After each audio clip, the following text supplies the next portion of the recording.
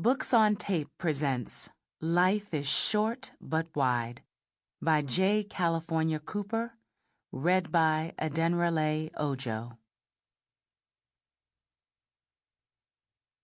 My name is Mrs. Hattie B. Brown, and I am 91 years old. My mother, Mrs. Mary Lee Brown, is 105 years old, and she has almost all her own teeth. She eats very well and is still living, so I'm probably going to have a long life. Now, me and my mother talk about life all the time. That's 91 years worth, and I have found out that life is sure full of lessons. I have seen most people just skip through their life and don't pay no attention to what they are missing in life, the lessons. The lessons that tell you it's better to be right and do right instead of wrong. That will save you from a whole lot of troubles as you go along your way. God runs my life, so I don't have to worry about it.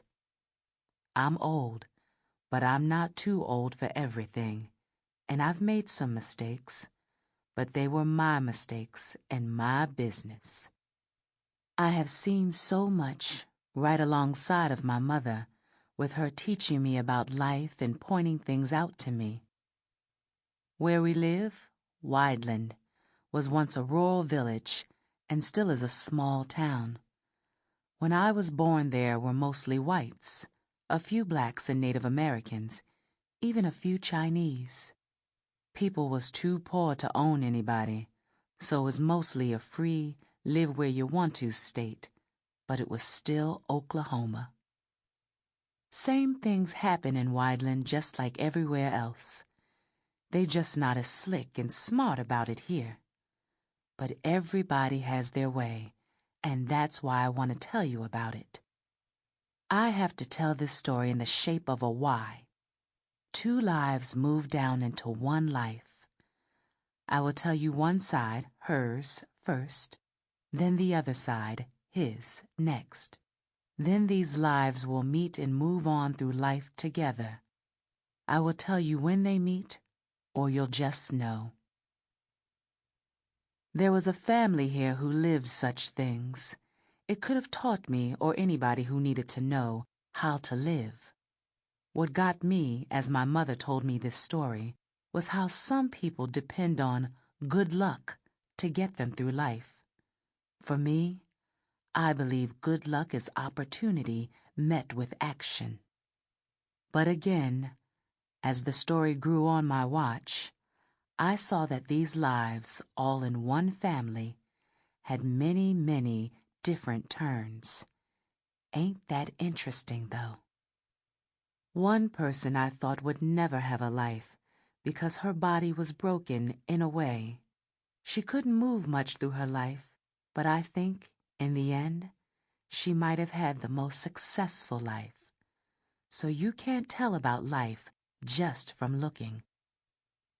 The one I thought was the prettiest and the smartest has the least successful living and the emptiest life, far as I could see. Now, let me tell you about my mother and me. Neither is too good at counting these many people's ages, so they will not be perfect in order. There are some people in my own family, and I don't know their ages, so don't expect me to remember everybody else. I want to be clear about this, though. When I was watching their lives being lived, I was most drawn to Herman and mine. I do know their ages. When Rose married that man, Leroy, I saw Herman hanging on the gate, wanting to come to the little wedding. He was about 9 or 10 years old. Mine was born the next year, I think. So Herman and mine are about 10 years apart in age. The rest of all these different people in the story, I'm going to tell you, I'm not sure about so many of them, so don't hold me accountable, 'cause I'm not. They are just there, part of this interesting life. My mother is better at counting than I am, but she don't always remember my age now. She sure does remember her own, though. But if you are counting ages, you ain't paying enough attention to the story no way. The day comes when you look out over this world and see things you want to do, but now you can only wish you had done them. You get too old to do the things you once dreamed of doing, or just things you want to do even now. Now, it's another thing I really want you to know. It's this.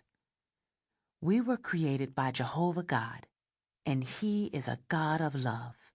And no matter how long we live, we never lose the need to love and for love. Love runs and ruins many lives.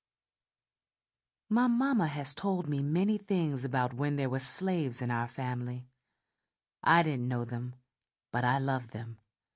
I ain't ashamed of them, 'cause they was down and they got up 'cause they believed in God. Because of them, I feel God in my blood. Now, my mama is saying, go ahead and tell you this story and stop wasting time. So, I will begin. Chapter 1. Occasionally, actually quite often, someone will refer to a family or person as dysfunctional, which I believe is a sign of ignorance for the obvious reason that 70 or 80% of all the people who have ever lived were dysfunctional. The other 20 or 30% tried to be, or had sense enough to be, a little wiser. Among them, the greatest were disliked, hated, killed, or crucified, and they weren't even perfect, except one. For instance, they crucified Jesus of Nazareth and all his disciples, Martin Luther King Jr., Mahatma Gandhi, and others. People who thought as much or more of others than they did of themselves. People killed the people who seemed to wish good things for mankind. Throughout the history of mankind, the struggle for survival on this earth has been extremely, horribly intense and never-ending. Wars have been fought almost continually when there were enough people to pick sides and fight, and enough dispensable men to be called on to die for their leader, country, or the current God. Then there was slavery. Every country or body wanted a slave, someone to do their work or make money for them. Sometimes slaves were all a war was about, and if not a whole war, then groups, communities, families, and friends would fight and kill each other. Ain't that interesting? Not just African slaves. Every nationality alive has been a slave at some time for some other nation. Believe me. It would seem most of mankind likes killing. For greed of something, for gold or financial reward, they doing it now. You probably know all about history, so let us skip, for my purpose, to the 20th century. People are still fighting slavery in one form or another.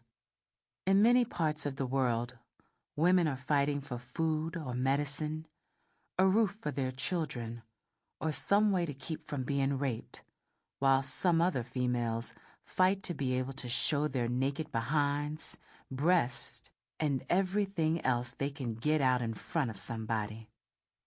In several other parts of the world, people are being denied their life, or stolen from their life to be sold.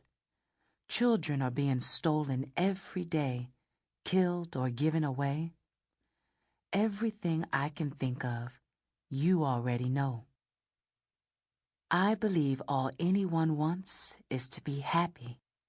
Everyone just wants to be happy. Why are they not happy? Other people. Black people, brown people, Native Americans are treated abominably. White races are not excluded.